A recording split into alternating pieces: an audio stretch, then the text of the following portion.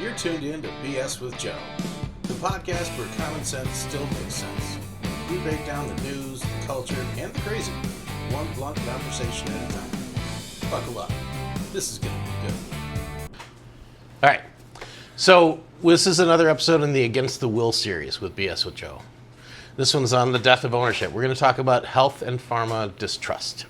And how you really don't own your own body when it comes to pharma. Right. So when it comes to your health, you'd think the system is designed to keep you alive, right? Sure, but America's survival feels more like a prescription plan. Pills for life at a price you can't control. That's why so many people don't trust Big Pharma. It's not about medicine anymore. It's about ownership. Yeah, we don't own our health records. We don't own our data for your DNA test. We can't even switch doctors without a paperwork battle. Right, and the drugs themselves, most are designed for dependency, not cures. And if you stop paying, you stop living. Insulin, the clearest example. It was discovered in 1921 and sold for $1. The scientists didn't want a profit. Today, hundreds of dollars a vial. Families are rationing and people are dying.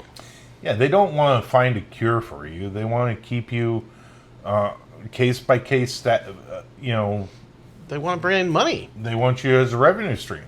You know, the EpiPens, the same formula for decades. The price shot up 500%. Parents had to choose between paying rent or protecting their kids from allergic reactions. Right. Purdue Pharma and the Sacklers pushed OxyContin like candy. Doctors were pressured, communities were flooded, and 500,000 Americans ended up dead in the opioid crisis. And don't forget about Vioxx. Approved, marketed, hard, billions of sales. And then they pulled it from the shelves because studies linked it to heart attacks. Even the pandemic brought it home. Companies fought harder over vaccine patents than about global access. Rich countries stockpiled, poor countries got scraps. Yeah. Health is supposed to be personal, but the system has it. Your body is a business model.